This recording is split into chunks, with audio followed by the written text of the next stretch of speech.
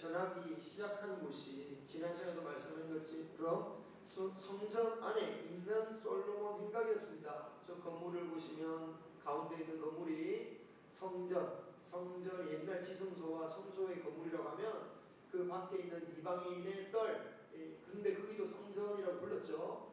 저기 옆에 있는 기둥들, 저걸 주랑이라고 합니다. 주랑 사이에 저 복도, 그곳에서 주로 사도들이 복음을 전했던 것입니다. 제사를 드리러 찾아왔던 많은 유대인들이 이런 사도들을 보면서 수많은 표적과 기사를 나타나는 것을 보면서 점점 더 많은 사람들이 모이기 시작했습니다. 그런데 이를 지켜보고 있던 성전의 주관자들이었던 대제사장과 그리고 사두개파 사람들은 시기에 차서 사도들을 붙잡아 감옥에 가두죠. 하지만 하나님은 천사를 보내셔서 옥문을 여시고 사도들을 나오게 하십니다. 여러분, 천사가 구원해 주셨다는 사실은 참 감격스러운 일이지만 그 방법도 참 신기합니다. 19절에 보면 천사가 분명 옥문을 열고 그들을 끌어내었다라고 하십니다. 그런데 23절 새벽 즈음에 사도들을 끄집어내어 재판장으로 끌고 가려고 사람을 보내었더니 그 감옥의 상황이 어떠냐?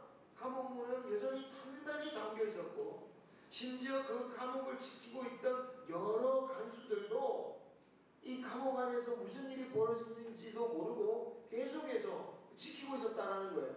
감옥문이란 게 달랑 하나만 된 게 아니라 들어가고 문이 있고 그런 식으로 돼 있으니까 여러 간수들이 있었다라는 거죠. 그런데도 깜짝까지 사라진 겁니다. 마치 할렐루야. 숨 쉬셔야죠. 할렐루야. 어쨌든 마치 오늘날 마술에서나 볼 법한 일이 벌어진 거죠. 그런데 이 마술사들은 이게 속임수다라는 것을 전제하고 하는 겁니다. 그죠? 그런데 그 말을 듣고 봐도 저거는 사람이 하는 일이 아닌데 그런 분이 계셔요. 저희 아버지는 옛날에 데이비드 카프빌드가 만리장성을 통과하고 자유여신상 없애니까 지금 마귀짓이라고 그러셨어요. 지금 사람이 어떻게 저렇게 하냐고. 그런데 여러분, 이건 속임수라고 말하는 마술을 보고도 신기하는데 실제로 일어난 일을 보면서 그걸 느끼는 사람들은 어떤 마음을 가지겠습니까? 왜 이런 식으로 마치 그냥 만약에 감옥문도 열려있고 간수들도 막 쓰러져 있으면 누가 와서 강퇴했나 보다 이렇게 이해라도 하지. 이런 식으로 깜짝까지 사라지게 하신 데는 분명히 이유가 있다는 거죠. 그런데 이 의미를 이해하기 위해서는요, 하나님께서 감옥에 있는 사도들에게 행하셨던 또 다른 일을 비교하면서 함께 보면 그 의미를 좀 더 파악할 수 있을 것 같아요. 자, 오늘 말씀으로부터 시간이 좀 흘려서 후대에 바울과 실라가 복음을 전하다가 빌립보 감옥에 갇혔습니다.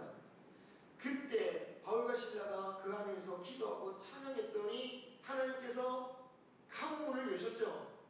그런데 그때 상황은 지금과 달랐습니다.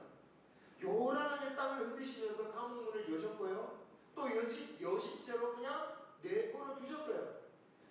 그래서 바울과 실라가 미쳐 나오기도 전에 잠들어 있던 간수가 일어나서 열려진 문을 발견하게 되죠. 여러분, 우리는 이런 하나님의 역사를 보면서 무슨 중심으로 봅니까? 나를 구원하시냐 안 구하시냐, 이 감옥에서 나를 끄집어내시냐 않으시냐, 그런 데 중점을 우리가 맞추기 쉽습니다. 그런 중심으로 보면 왜 하나님은 이때는 깜짝같이 숨기시고 이럴 때는 또 이렇게 요란한 법석하게 그냥 알아채게 여셨냔 말이죠. 만약 바울과 실라를 감옥에서 구출해 내시는 게 주된 목적이라고 한다면 감옥이 그냥 똑같이 오늘 말씀처럼 이 감옥문도 그대로 이렇게 잠겨져 있고 간수도 깨어지지 않게 그렇게 하시면 될 것을 요란하게 막 지진을 일으키시고 감옥문도 막 여시고 그랬단 말이죠. 바울과 실라, 과연 그들은 베드로와 사도들보다 믿음이 없어서 하나님께서 이렇게 하신 걸까요? 기도를 덜해서? 아니면 아무래도 베드로와 사도들을 예수님이 직접 만나신 분들이니까 더 사랑하셔서 그렇게 하신 걸까요? 더 감쪽같이 숨기신 걸까요?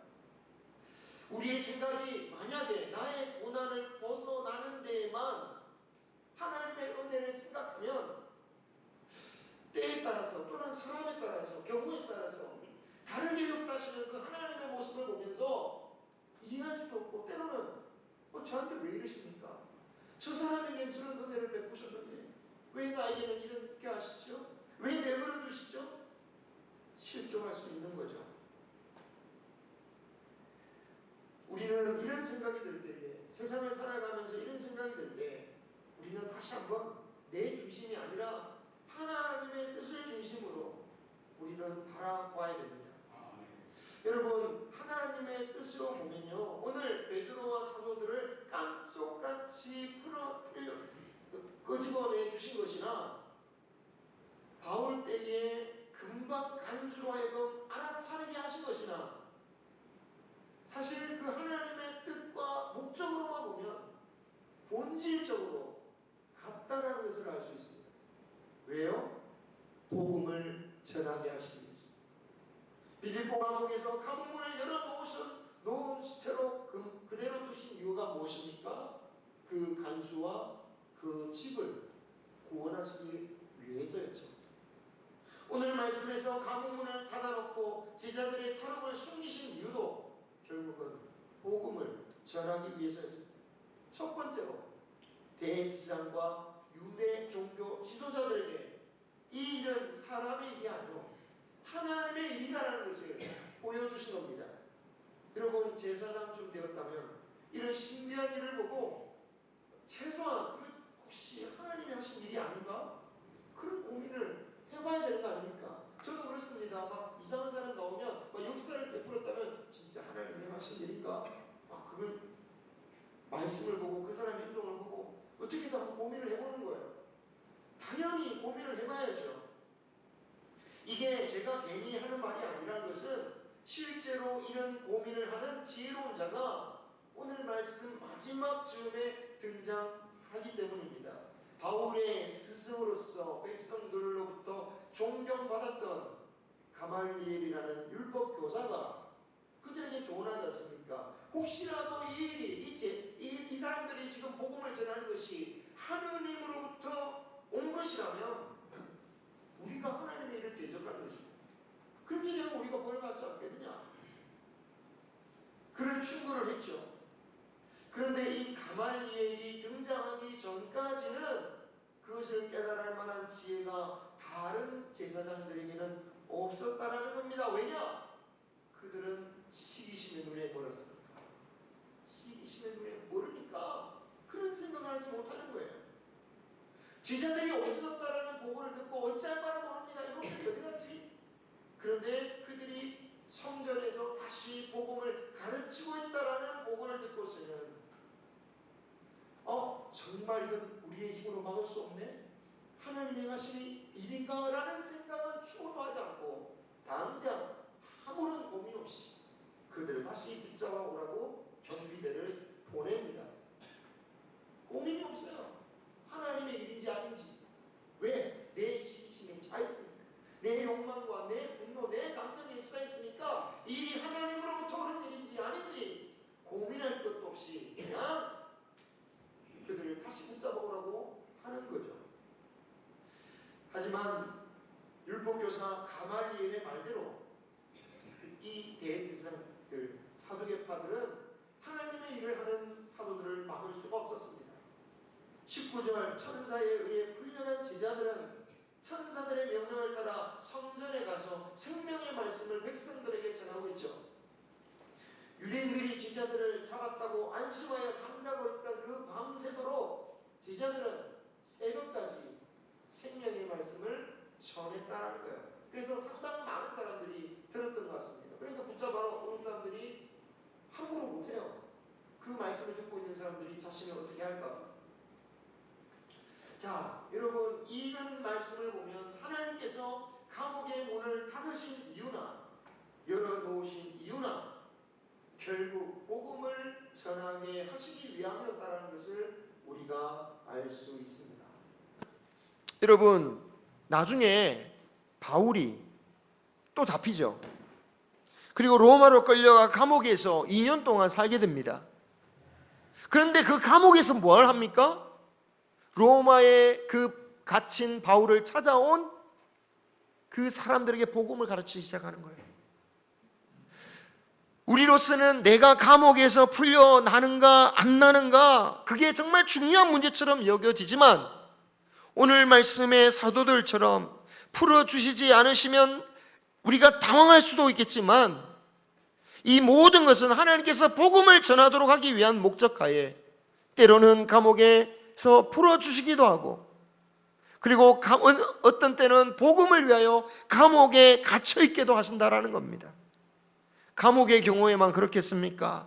주님은 우리에게 주신 사명을 위해서 때로는 부하게도 하시고요, 때로는 가난하게도 하십니다. 때로는 건강하게 하시기도 하고 때로는 약하게 하시기도 합니다. 우리에게 문제가 생길 때에 우리는 지난 시간에 말씀드린 것처럼 우리 자신을 돌아보아 해결하며 회개할 문제가 있는지 없는지 기도해야 하겠지만, 그와 동시에 이러한 상황 가운데 우리에게 주신 복음의 사명을 감당하면 되는 겁니다. 그리할 때에 하나님의 놀라운 역사가 우리를 통하여 임한다라는 거예요. 아니, 내가 일단 힘들어 죽겠는데 무슨 복음의 사명입니까? 너무한 거 아닙니까? 사실 밤중에 전도하러 성전에 가라고 하시는 천사의 명령은 심한 말씀 아닙니까? 지자들이 얼마나 고생했습니까? 낮에는요, 우리가 지난 시간에 배웠지만 수많은 사람들의 병을 고쳐주고요, 귀신을 내쫓느라고 얼마나 애를 씁니까? 그런데 밤에는 감옥에 갇혀서 엄청 고생하잖아요. 그러면 그 감옥에서 꺼내주시면 너 오늘 너무 고생했다, 좀 쉬었다가 내일 와서 해라, 할 만도 안 돼. 그 한밤중에 성전에 사람들이 있으면 얼마나 있다고 저 그 깜깜한 밤에 성전에 가서 복음을 전하라고 지금 명령하고 계시잖아요. 그런데 여러분, 감옥에서 건지신 이유가 그 사명을 감당하라고 건지신 거라는 거예요. 그럼 풀려난 입장에서는 할 말이 없는 거죠. 사랑하는 성도 여러분, 하나님께서 우리를 구원하신 이유가 무엇인지를 생각해야 합니다. 하나님의 사랑을 받아 구원받은 우리에게 하나님께서 과연 무엇을 기대하시겠느냐라는 거죠. 이렇게 말하면, 아유, 하나님은 우리를 써먹으려고 우리를 부르신 겁니까? 아니죠. 우리를 구원하신 것은 우리가 필요해서, 꼭 우리가 필요해서 우리를 구원하신 게 아닙니다. 우리를 사랑하셨기 때문이죠. 우리를 사랑하셨기 때문이에요. 우리가 무슨 하나님께 쓰임받을 능력이나 자격이 있었겠습니까? 요한복음 13장 1절 같이 한번 읽어보겠습니다. 시작. 세상에 있는 자기 사람들을 사랑하시되 끝까지 사랑하시니라. 아멘. 이 말씀이 어디에 나옵니까? 가룟 유다가 예수님을 팔 생각을 하였더라, 그 말씀 바로 앞에 나와요. 가룟 유다만 배신합니까? 그 자리에서 있는 제자들 다 배신합니다. 제자로서의 자격이 없는 사람들입니다. 쓸모없는 사람들입니다. 하지만 그들을 사랑하사 그들을 배신해도 그들을 다시 찾아와 그들을 제자로 삼으셨습니다. 그런데 주님은 그 구원받은 제자들이 에게 원하시는 게 있으셨어요.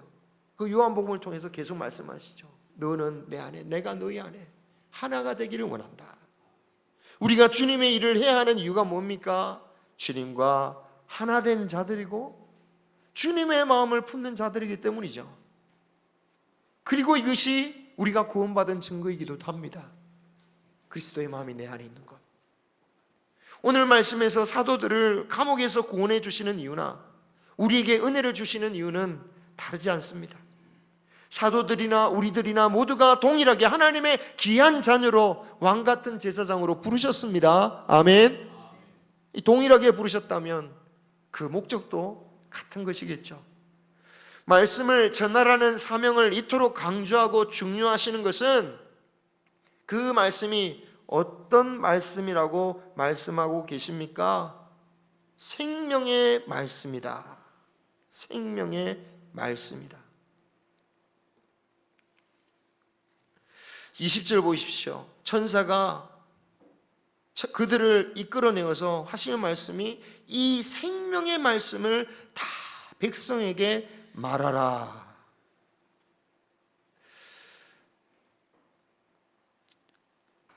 이 말씀은 전해도 되고 안 해도 되는 그런 말씀이 아니라는 겁니다. 누군가의 생명을 좌우하는 소식이다라는 거죠.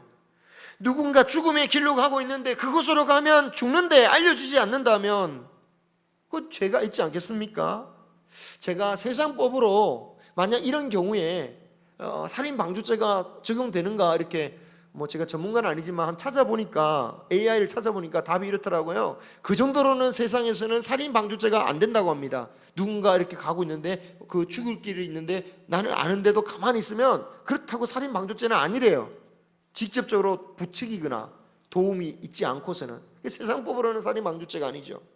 하지만 하나님의 법으로는 살인방조죄가 된다는 겁니다. 사무엘 선지자가 은퇴를 하고 지도자의 자리를 사울 왕에게 내어주고 나서 백성들에게 마지막 당부를 하면서 이런 고백을 하죠. 시작. 나는 너희를 위하여 기도하기를 쉬는 죄를 여호와 앞에서 결단코 범하지 아니하고 선하고 의로운 길을 너희에게 가르칠 것인즉. 아멘. 직분에서 내려왔지 자신의 사명은 변하지 않았다라는 겁니다. 만약에 내가 일을 하지 않는다면 이것이 하나님께 죄가 된다라는 거죠.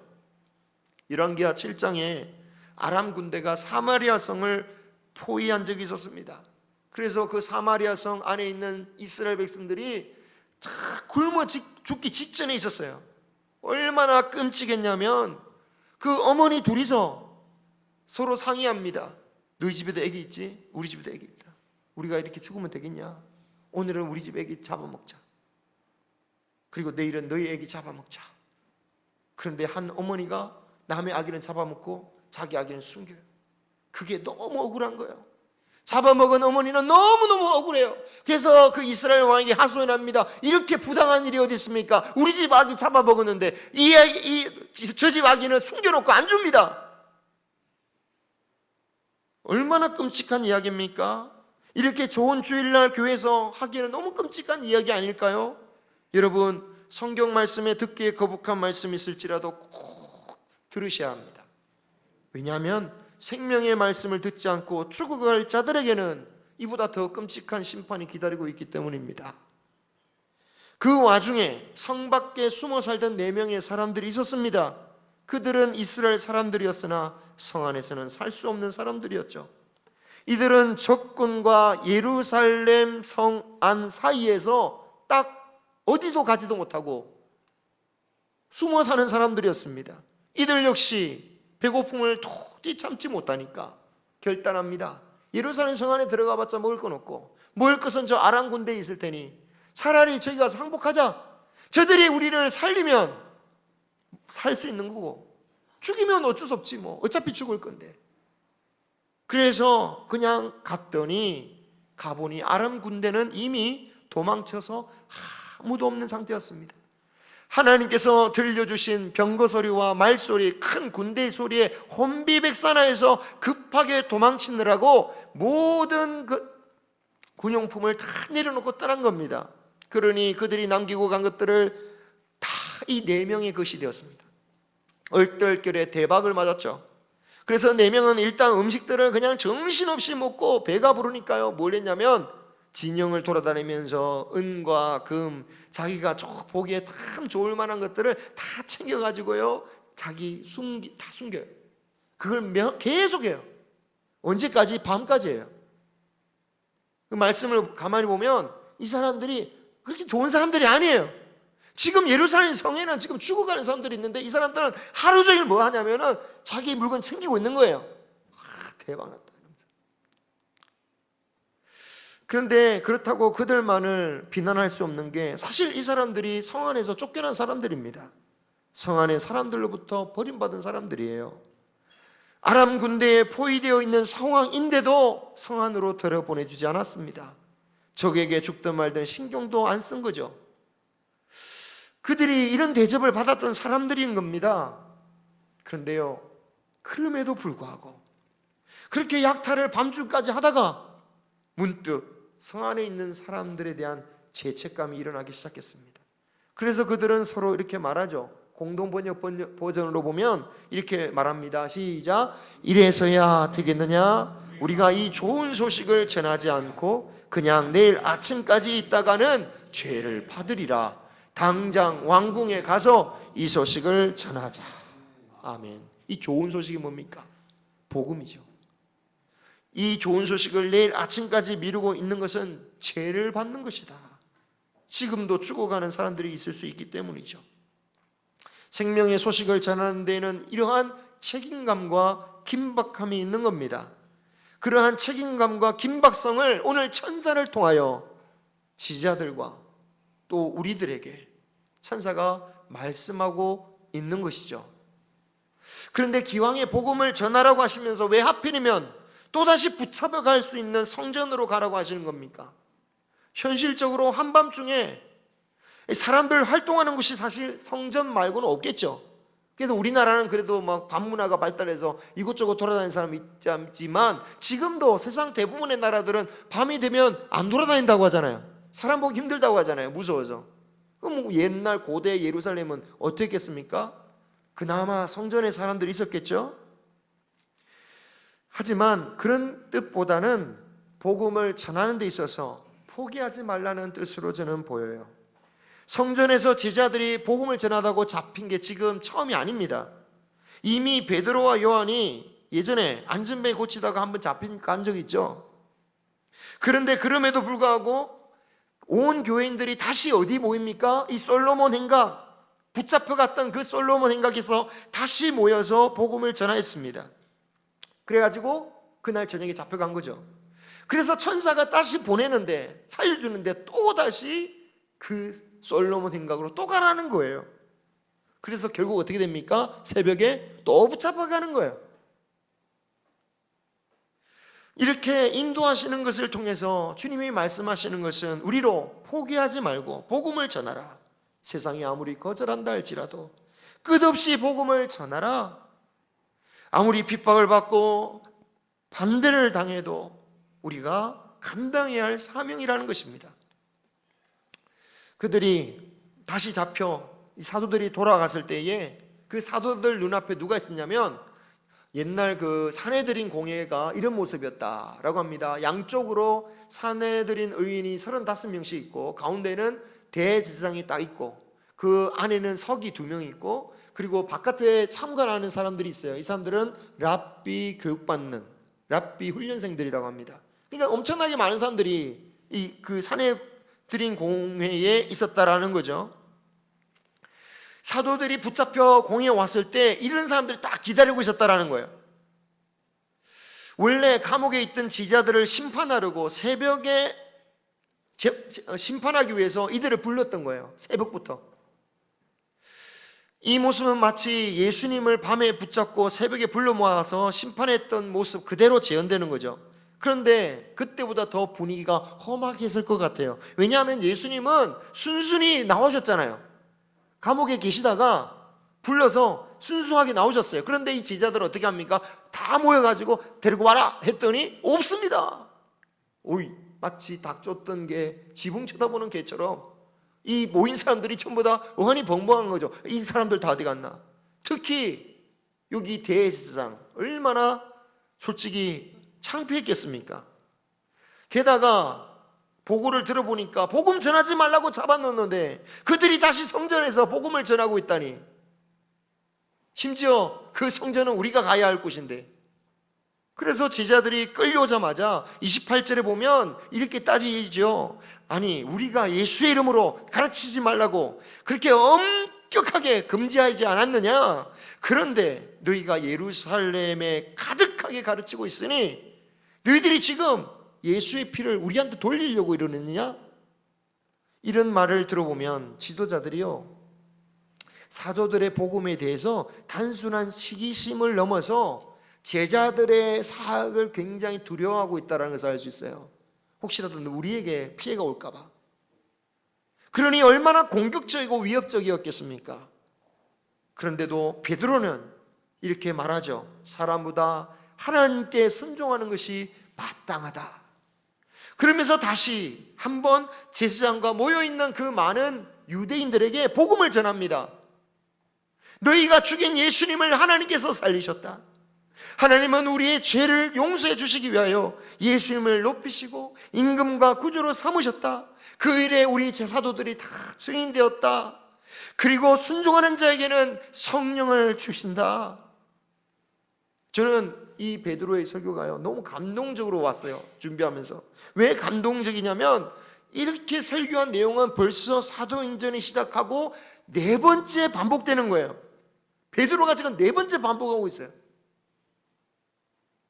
그런데 말씀의 내용은 같지만 이번에 특히 감동적이었던 것은 지금은 이 말을 하는 순간 죽을 수가 있다는 거예요. 이 복음을 전하는 순간 당장이라도 죽을 수 있는 순간이었다라는 겁니다. 이런 아니나 다를까 그 복음을 듣는 순간 대제사장과 유대인 지도자들은 자신들의 권위를 무시하고 복음을 또 자기들에게 전하고 있다는 사실에 격분합니다. 여러분, 베드로가 그들을 과연 화내게 만들려고 이런 복음을 또 전하는 것이겠습니까? 자신의 정당성을 주장하기 위해서입니까? 아니요. 천사에게 받은 그 사명을 그 유대인들에게 다시 한번 감당하는 겁니다. 생명의 말씀을 전하고 있는 거죠. 그 말씀에 순종하고 있습니다. 싫다고 거절하는 유대인들에게 계속해서 생명의 복음을 전하고 있는 것입니다. 이게 우리가 보기엔 너무 감동적인 모습이지만 이 유대 원로들에게는 너무 화가 나서 당장이라도 그 사도들을 죽이려고 했다라고 하죠. 바로 이때 앞서 말했던 가말리엘 율법교사가 등장해서 지혜로운 말을 하죠. 하나님이 보내신 자들이면 어떻게 하겠느냐? 만약 하나님께서 보내신 자들이 아니라면 스스로 없어질 것인데, 그러니 저들을 적당히 교훈 주고 내버려 둬야 된다. 40절을 보면 이런 조언에 유대인들이 옳게 여겼다고 하면서도 채찍질하면서 다시 한번 예수의 이름으로 말하는 것을 엄격하게 금지시키고 내어보냈다고 합니다. 채찍에 맞아 피투성이가 된 채로 나온 사도들이 어떻게 합니까? 기뻐합니다. 이상합니까? 좀 뭔가 좀 약간 이상한 성향을 가지고 있는 겁니까? 그렇지 않아요. 이게 이상한 일이 아닙니다. 이제 예수님의 이름을 위하여 능력받는 일에 합당한 자가 되었다라고 하면서 기뻐하는 겁니다. 누군가 지도자가 되었을 때, 대통령이 되었을 때 사람들은 자신이 이 대통령을 세기 위해서 내가 얼마나 고생했는지를 막 자랑스러워 하잖아요. 그 일에 참여했다는 것을 너무 기뻐하잖아요. 마치 그것처럼 사도들도 예수 그리스도의 그 고난에 우리가 참여하게 되었다며 기뻐하고 있습니다. 만약 그들에게 영원한 천국의 소망이 없다면 그 일은 너무 억울하고 너무 아프고 너무 고통스러운 일이겠죠. 그러나 그들에게는 영원한 천국의 소망이 있기에 오히려 그 고통과 그 아픔이 그들에게는 영광의 흔적이 될 수 있었습니다. 예수님을 따라가면서 받게 되는 고난과 고통, 그것을 통해서 우리가 억울해서 잠이 못 드십니까? 그렇다면 우리가 기도할 것은 무엇이겠습니까? 나에게 천국의 소망이 너무나도 약하여서 이런 세상의 일을 감당하지 못해서 이렇게 고통스러워하고 있습니다. 주님의 이름을 위해서 억울한 누명을 받든지 고통을 받든지 그것을 영광으로 여길 수 있는 우리의 믿음이 되기를 주님의 이름으로 축원합니다. 주님의 이름으로 가시는